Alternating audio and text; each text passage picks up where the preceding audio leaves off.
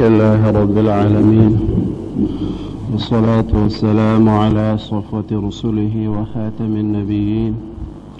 وعلى آله وأصحابه الطيبين الطاهرين وعلى من تبعهم بإحسان إلى يوم الدين. أما بعد، فأعوذ بالله من الشيطان الرجيم. بسم الله الرحمن الرحيم. وعهدنا إلى إبراهيم وإسماعيل أن طهر بيتي للطائفين والعاكفين والركع السجود. صدق الله العظيم، وبلغنا رسوله النبي الكريم. إن الله وملائكته يصلون على النبي، يا أيها الذين آمنوا صلوا عليه وسلموا تسليما. اللهم صل على سيدنا ومولانا محمد وعلى آل سيدنا ومولانا محمد وبارك وسلم وصل عليه. اللهم صل على سيدنا ومولانا محمد وعلى آل سيدنا ومولانا محمد وبارك وسلم وصل عليه. اللهم صل على سيدنا محمد وآله وصحبه وسلم. اللهم صل على سيدنا محمد وآله وعترته بعدد كل معلوم لك. اللهم صل على محمد وعلى آل محمد كما صليت على إبراهيم وعلى آل إبراهيم إنك حميد مجيد. اللهم بارك على محمد وعلى آل محمد كما باركت على إبراهيم وعلى آل إبراهيم إنك حميد مجيد. اللهم صل على سيدنا ومولانا محمد وعلى آل سيدنا ومولانا محمد وبارك وسلم وصل عليه. اللهم صل على سيدنا محمد وآله وعترته بعدد كل معلوم لك. عزت منذ الله تعالى والمبارك كتاب کے فرمائی وعهدنا إلى إبراهيم وإسماعيل أن طهر بيتي للطائفين والعاكفين والركع السجود. الله جل جلاله دغایت مبارک کی ابتدائی کلمات داغی داسری وإذ جعلنا البيت مثابة للناس وأمنا واتخذوا من مقام إبراهيم مصلى وعهدنا إلى إبراهيم وإسماعيل أن طهر بيتي للطائفين والعاكفين والركع السجود. دغایت مبارک درې برخې دي. اوله حصہ کې د بیت الله شریف تذکرہ الله تعالی کوي چې وإذ جعلنا البيت مثابة للناس وأمنا، او کله چې مونږ وګرځولو دا بیت الله شریف زید ثوابونو د پاره د خلکو او زید امن د خلکو د بار بار ورتللو ځای مو وګرځولو او د ډیرو ثوابونو ځای مو وګرځولو دا بیت الله شریف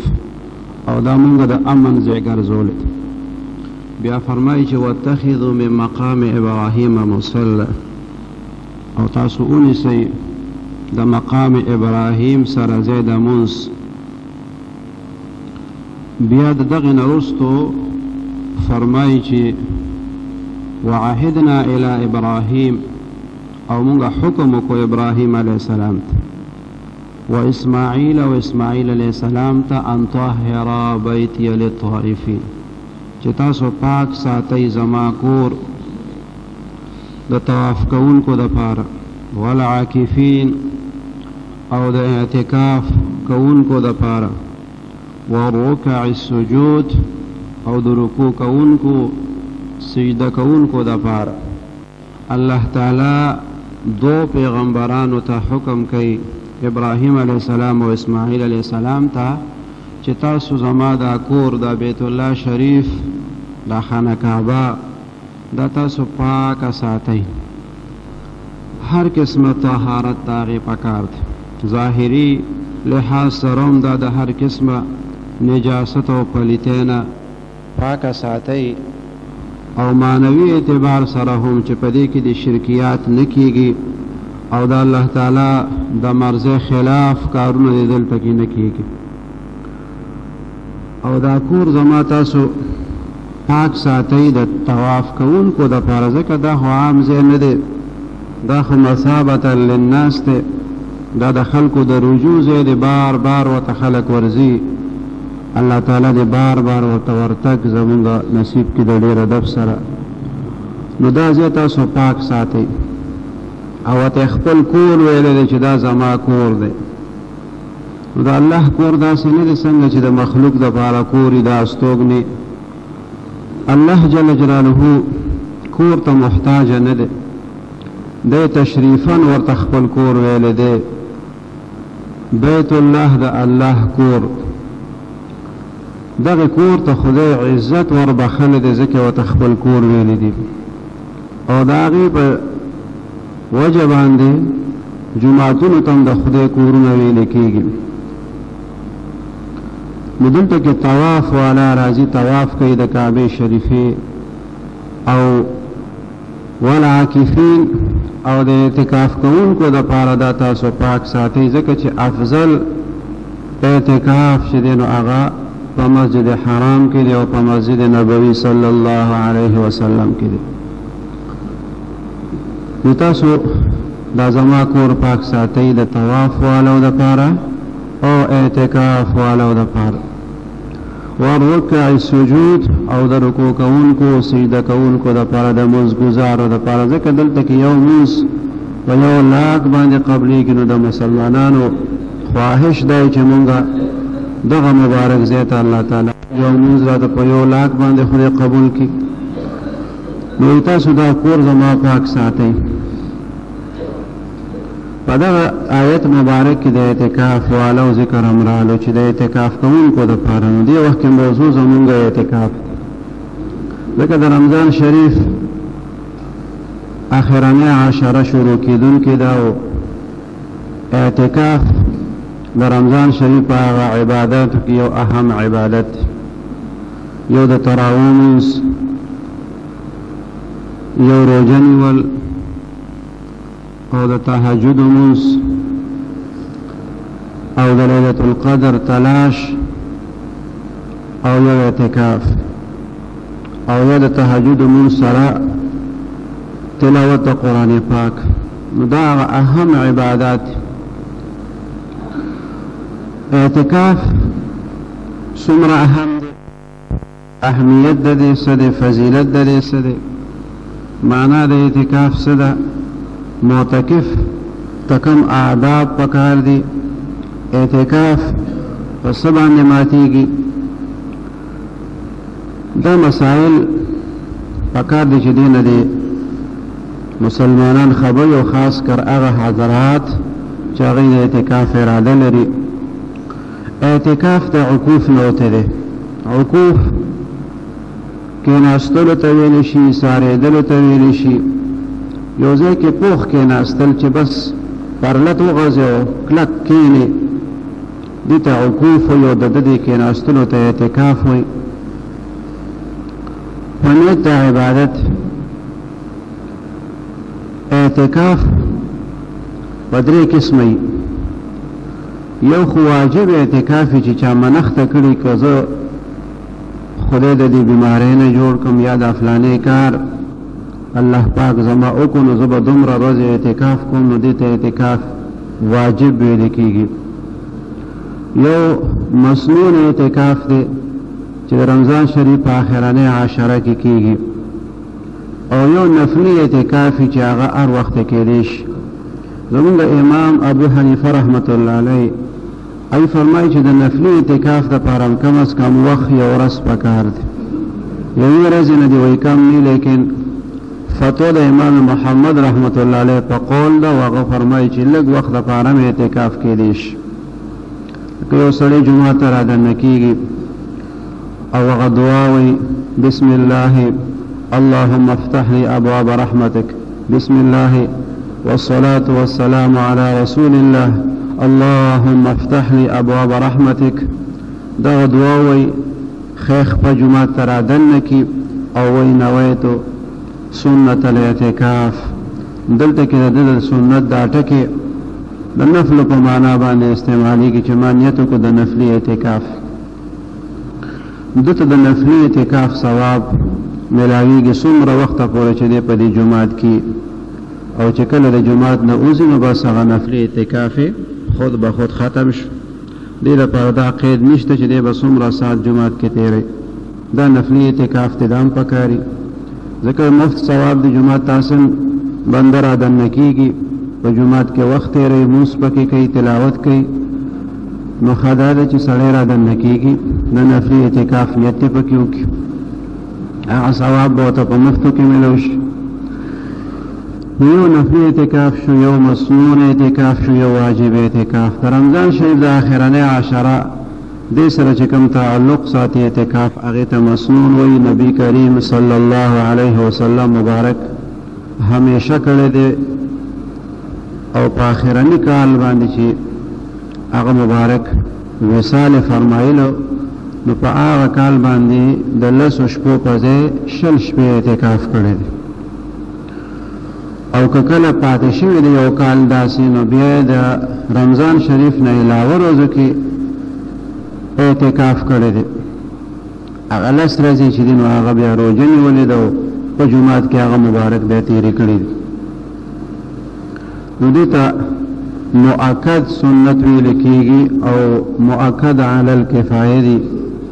په یو محله کې هېڅوک هم اعتکاف ونه کړي نو ټول د سنتو تاریکینو کې راځي او ګناهګارېږي په هغې باندې او په یو کس پکې کښېني نو د نورو غاړه ورسره خلاصېږي. بیا د اعتکاف په فضیلت کې حضور پاک صلی الله علیه وسلم مبارک فرمایي د دې معتکف په باره کې هو یعتکف نو دې څه چل کوي دې اعتکاف کوي دې ځان له شي من الذنوب د اعتکاف په وجه دې د ګناهونو نه بچ شي ځکه جومات ته راشي او بهر چې څومره ګناهونه کېدل د هغې نه دې منع شو. ويجري له من الحسنات كعامل الحسنات كلها او جاری د دې لپاره لیکل کېږي د دې معتکف دپاره نیکۍ ورته لیکلی شي. د اعتکاف نه مخکې به د څومره نیک اعمال کول د ثواب کارونه به یې کول لکه د جنازې لمونځ به یې کولو د مریض پوښتنې ته به تلو د چا مستحق خدمت به یې کولو تګ و راتګ یو د الله تعالی د رضا دپاره درس و تدریس سلسله وه او بیا دې رالو په جومات کې کېناستو معتکف شو. نو اوس دته د هغه اعمالو هغه ثواب په مفتو کې لیکل کېږي کعامل الحسنات كلها. دې اوس جومات کې اعتکاف ته کېني خو مخکې چې کوم معمولاتو د جومات نه بهر د هغه ټولو معمولاتو د هغه عباداتو هغه ثوابونه بالکل مفت دته لیکل کېږي. لکه حدیث مبارک کې راځي چې یو سړی مسافري او د به په خپل کور کلي کې د قیام په زمانه کې کوم عبادات کول او د سفر د وجې نه اوس هغه عبادت نشي کولی نو هغه عبادت به ته همداسې لیکلی کېږي. دارنګې یو کس دی چې هغه بیمار شو او چې کله جوړو نو عبادات یې کول د ناجوړتیا د وجې نه چې کوم عبادت د ده نه پاتې دی ناجوړتیا دوران کې په مفتو کې دته هغه ثوابونه لیکلی کېږي. نو دې وجې نه د صحت په زمانه کې ډېر عبادت پکاري اخلاص سره. د قیام په زمانه کې چې سړی مقیم په خپل کور کلي کې هم د عباداتو ډېر خیال پکاري نو که بیا مسافر شي نو دته هغه ثوابونه همداسې لیکلی کېږي. نو دارنګې معتکف اعتکاف ته راله او کېناستو نو چې دنه څومره د نیکۍ کارونه بار پاتې شو هغه ورته همداسې لیکلی کېږي او د ګناهونو نه پاک بچ شو. ځکه کوم ارتکاب به د کولو مثلا د سترګو غلط استعمال به ته کېدو یا د غوږونو یا د ژبې اوس جومات ته راغلی دی او د هغه ګناهونو نه دی بچ دی نو دغه هم ګټه وکړه او نیکۍ ورته همداسې لیکلی کېږي. او بل حدیث مبارک کې حضور پاک صلی الله علیه وسلم مبارک د اعتکاف په فضیلت کې فرمایي چې 10 شپې ورځې څوک د رمضان شریف اعتکاف وکړي نو دغه لس شپې ورځې اعتکاف د ده دپاره که حجتین و عمرتین، دا د ده دپاره د دوو حجونو په شانتي شي او د دوو عمرو په شانتي شي. اوس یو حج یو کس کوي نو څومره د هغې دپاره مجاهده ده، د هغې دپاره خپل هغه سعی او کوشش دی، محنت دی، ریاضت. او الله تعالی دې معتکف ته د ده د اعتکاف په وجه د دوو حجونو ثواب ورکوي او د دوو عمرو ثواب ورته الله تعالی ورکوي. دا مطلب نه دی چې حج ته دې بیا څوک نه ځي او عمرې ته دې نه ځي. د حج فضایل او د عمرې فضایل په خپل ځای باندې دا خو د الله تعالی هغه کرم او مهرباني د دې معتکف سره چې ده ته د اعتکاف په وجه مفت دوه حجونه ولیکلی شي او دوه عمرې ورته ولیکلی شي. د فرض حج غاړه پې نه خلاصېږي، که چا باندې فرض هغه به کوي په خپل ځای. دارنګې د معتکف په باره کې حضور پاک صلی الله علیه وسلم مبارک هغې فرمایي چې د دې معتکف د اعتکاف دا د ده دپاره یعنی یوه ورځ اعتکاف چې څوک وکړي نو د ده او د جهنم په منځ کې خندق راوستی شي، یو حائل یو پرده راوستی شي، دی د جهنم نه لرې شي. څومره لرې شي؟ هغه خندق دومره دی څومره فاصله چې د ځمکې او د اسمان تر منځ ده. یعنی دا کس د یوې ورځې په اعتکاف د جهنم نه دومره لرې شي څومره چې د ځمکې نه اسمان لرې دی او د اسمان نه چې د ځمکه څومره لرې ده. نو چې بیا درې پیرې دا فاصله شي نو دا کس څومره خوش نصیبه دی. دی د جهنم نه څومره ډېر لرې شو چې د درې خندقو په فاصله دی د جهنم نه لرې شو، او هغه فاصلې د اسمان او د ځمکې تر منځ دي نو چې بیا دی درې پیرې شي. نو فضایل د اعتکاف حضور پاک صلی الله علیه وسلم مبارک په خپلو ارشاداتو کې واضحه کړي دي. اهمیت د دې همدغه نه ښکاره شو چې هغه مبارک فضیلت بیان کړی دی او په خپل همیشه کړی دی، او که کله پاتې شوی دی نو بیا یو قسم قضا راګرځولې، او چې په کم کال د هغه مبارک وصال کېدو نو د لسو په ځای 20 شپې اعتکاف کړی دی. بس دی د اهمیت د ټولو نه لویه وجه ده، او په انساني زندګۍ باندې د دې هغه اثر چې غورځېږي چې دا معتکف د الله کور ته راځي، د ده مشابهت د حجي سره هم راشي. د حج په سفر باندې یو کس ځي نو هغه د خپل کور نه وځي، خپل هغه دنیاوي علایق او تعلقات په ځای باندې پرېږدي، مخکې نه چې څومره ترې کېدی شي هغه خپل کارونه راغونډ کړي، او په سفر د حج چې وځي نو بس هغه هر څه په ډاګه پاتې شي، خپل کور او خپل بچي د هغې نه دی لرې شي. بس د عشق یو سفر را شروع شي، او په عاشقانه انداز کې د ده هغه قدمونه د ده هغه لباسي د ده په ژبه د عشق یو ترانې د لبیک اللهم لبیک هغه چغې هغه آوازونه د ده خولې نه روځي، په خپله خوښه نه چېرته ایسارېږي نه چېرته روانېږي، بس د حاکم د حکم انتظار کوي چې د الله جل جلاله او د هغه د حبیب صلی الله علیه وسلم څه حکم دی په دې مرحله، احرام کم وخت کې وتړم، کم ځای نه وتړم، څنګه وتړم، او بیا راله څه کول پکار دي، بیا به څه کوم بیا به څه کوم. د هرې مرحلې په باره کې دته هدایات ورکول کېږي او دی هم سم په هغې باندې رواني، او د هغې نه یو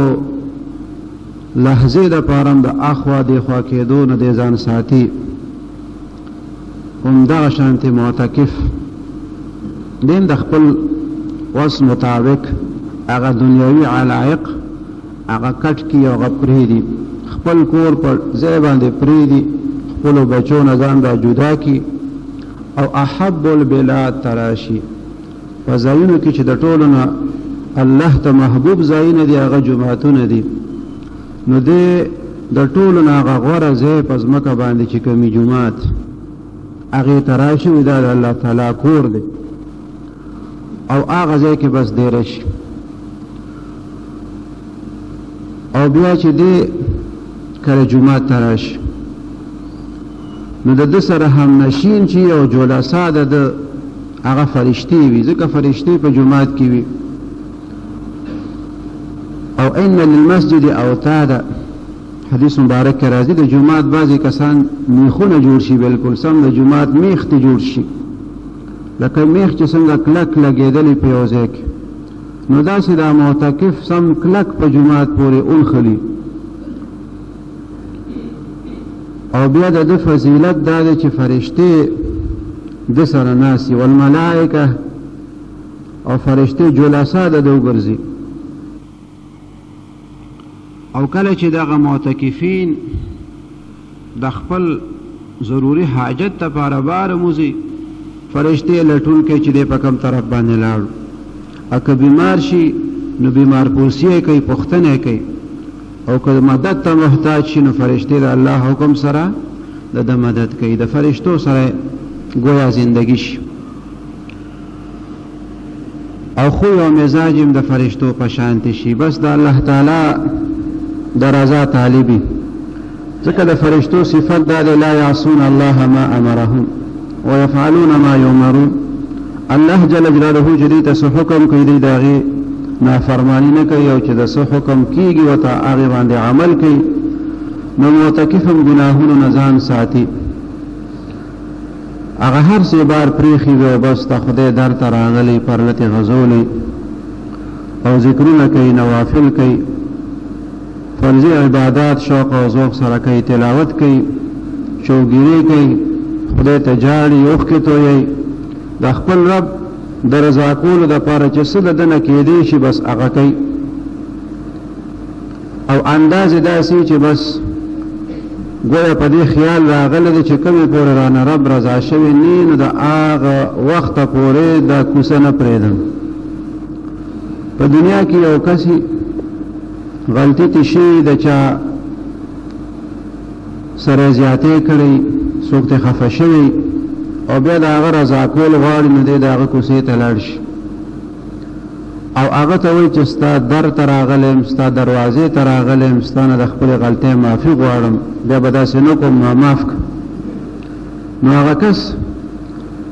هغه زړه کې نرمي پیدا شي، چېرې دا سړی خو ما نه معاف کولو، خو چې کوڅې ته رالو مینت زاري راته وکړه، نو آخر زړه د انسان مجبوره شي، متاثره شي، معافي ورته وکړي زه ما معاف کړی. نو چې یو ګناهګار انسان د الله تعالی در ته راشي،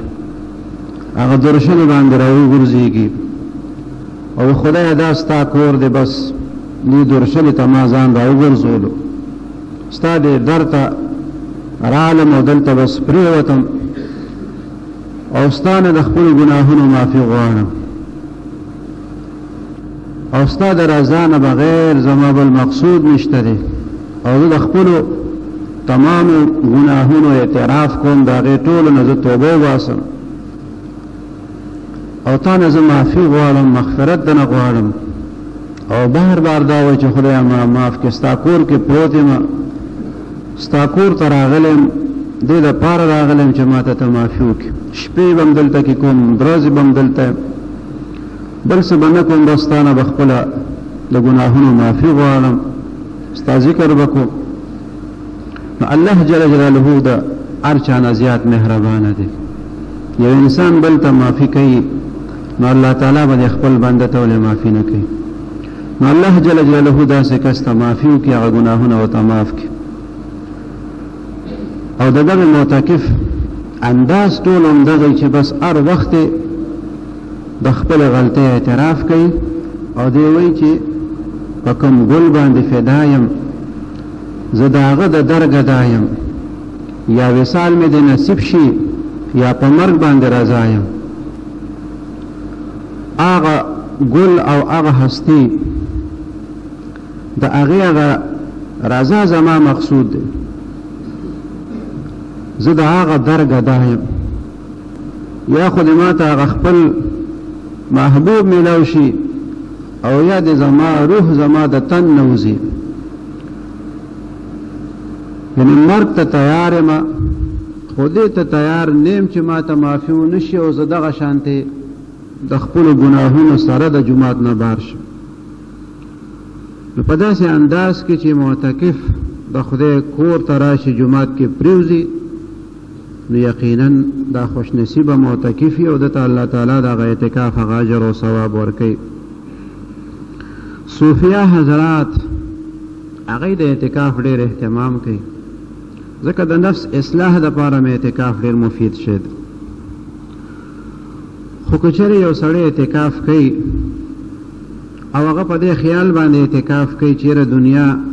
د ګندګۍ نه ډکه ده، خلک د شر فساد نه ډک دي، زه خلکو سره ملاویږم، د ګناهګارو سره زم ګناهګار شم، هغوی غیبت کوي زم ورسره په غیبت کې شریک شم، هغوی د فسق او د فجور او د نافرمانۍ زندگی تیری، د هغوی د وجې نه زم په ګناه کې مبتلا شم، نو زه څو ورځې به اعتکاف وکړم، د هغوی د هغه فساد نه او د هغه شر نه به بچم، ګناهونو نه به خلاص یم. نو دا خیال بد نه دی، ښه خیال دی چې د ګناه نه د بچ کېدو دغه تصور یې د چا، خو دې کې لږ غونتې دې طرف ته متوجه کېدل پکار دي چې هسې نه دې خبرې سره دا نفس تا نورم غټ شي چې ته خپل ځان د نورو خلکو نه غوره ګڼې او ته وایې چې ټول خلک د نافرمانۍ زندگی کوي، بس زه پکې نیک عمل او متقیمه، او دا ټول ګناهګار دی او بس زه پکې پارسا یم او زه عبادت گزار یم. که دی نی نو بیا به زم نیکوم، خو دی دی نو د دی د وجې نه زم بد شم، نو د دی د وجې نه جومات کې کینم چې د دی د وجې نه د ګناه نه خلاص شم، نو دی کې ټول هغه وبال او هغه ګند دی په نورو خلکو باندې راشي. ځان ته د قصور نسبت نه کوي، د خپل غلطۍ اعتراف نه کوي، هسې نه نفس ورته وایي چې ستا غوندې ښه سړی خو بل نشته، ته دومره نیکې چې د بدانو نه د ځان ساتلو دپاره اعتکاف کې. ډېر مناسب دا دی چې دی دا سوچ وکړي ځان سره چېرې زما دا نفس چې دی دا ډېر خطرناک نفس دی، زما د وجې نه خلک په غفلت کې مبتلا شي، زه غیبت را شروع کړم نو نورم را سره پکې شریک شي، زه د سترګو صحیح استعمال نه کوم، د غوږونو استعمال نه کوم، د ژبې غلط استعمال را نه کېږي، قسمه قسم ګناهونه د هغې اعتکاف زه کومه. نو که داسې خیال وکړي چېرې دا زما نفس ډېر خطرناک نفس دی، دې قابو کول پکار دی چې د ده د شر نه دا نور خلک بچي، او زما دا نفس به لږ شرارت چې دی نو دا نه کوي، خلکو ته به لږ غونتې خیر ورسي. نو که داسې ووایي نو د دې نفس ته به پکې زور میلو شي، ځکه هغه یو بزرګ هغه ته چې هغوی اعتکاف په کم غرض باندې کې، نو صوفیه حضرات هغوی د خدای د رضا دپاره اعتکاف کوي او د خپل مبارک پیغمبر صلی الله علیه وسلم په سنت باندې د عمل په نیت باندې اعتکاف کوي چې زمونږ مبارک پیغمبر صلی الله علیه وسلم اعتکاف کړی دی، بس د هغه مبارک په تابعدارۍ کې زه اعتکاف کوم، او ورسره نور د خپل نفس د اصلاح نیتونه هم کوي چې د نفس شرارت ای کې کمی راشي، د نفس مې اصلاح وشي. نو داسې یو بزرګ ته چې هغوی ستا پکې په سنتو باندې د عمل او د خدای د رضا نه علاوه بل کم یو نیت دی، هغه دا هم د خدای د رضا دپاره دی او د سنتو په اتباع کې دی، خو زما پکې یو خیال دامي چې ما سره یو خطرناک سپی دی، زه وایم دا دی لږ غوندې څو ورځو دپاره یو ځای کې وتړلی شي چې دا خلک ترې محفوظ وي. هغه تپوس کوونکي ورته وایي سپی کوم ځای کې دی او سپی چېرته څوک جومات ته راوستی شي او اعتکاف ځای ته راوستی شي، نو هغه ورته وایي نه نه زما دا نفس چې دی نو دا خطرناک سپی دی، نو دې زه کابو کومه په دې جومات کې چېرې د ده د شر نه دا خلک محفوظ. نو چې داسې خیال وکړي نو دې سره نفس ته لږ زور میلو شي. او د اعتکاف هغه فضایل او برکات هغه د اخلاص سره تعلق ساتي چې څومره اخلاص ډېري، د نمود و نمایش نظریه نه پاک اعمال نو په هغې باندې ډېر اجر او ثواب میلاویږي. خو د هغې دا مطلب نه دی چې یو سړی دی بیا وایي چې زه د ریا نه ځان ساتمه اعتکاف میں خوخ دے خودی کرا نبی ریاکاری رازی او ریا میں ندخ وخا ریا دا خدای ندخ وخا نزل دیر کمزور سڑیما دومره ډیر نیک نیمه چې اعتکاف تکینم دا د ډیرو نیکانو خلکو کار دی او دا بیا مانه به ریاکاري پکې راشي نو دا هم خطرناکه خبره ده ځکه یو نیک عمل د ریا د وجې نه پرېښودل چې دی دا هم ریا ده یعنی یو نیک عمل په دې خیال باندې کول چې خلک مې وویني او ښه راته ووایي دا خو ریا شوه او ناکاره عمل دی او ثواب پې نه میلاویږي خو چې یو ښه کار او په دې وجه بیا نه کې چې هسې نه دا ریاکاری کې راشي وایي دا هم ریا ده ښه عمل ته ولې پرېښو ښه عمل خو ښه عمل دی خو کول پکار او د هغه ښه عمل د برکته که تا کې څه ریا وي هم کیدی شي هغه الله تعالی تا نه لرې کړي او چې جومات ته راغلې او شپې ورځې دې په جومات کې شوې خدای نه سوالونه کوه خپلې کمزورۍ خو تا ته معلومې دي چې ریاکاري راکې شته دی حسد راکې شته بغض او کینه دا راکې شته غیبتونه رانه کېږي نو چې خپل مرضونه درته ټول معلوم دي نو الله تعالی نه د هغه خپلو مرضونو د اصلاح سوال کوه د هغې دپاره الله ته جاړه دعاګانې کوه او چې وی چې نه دا بیا په ریا کې راځي بیا به کم یو عمل داسي چې هغه به بیا تا دپاره اساني بیا خو به حج ته هم سړی نه ځي چې نه نه دا حج د نیکانو خلکو کار دی او مونږ ګناهګار خلک یو چېرته مونږ و چېرته حج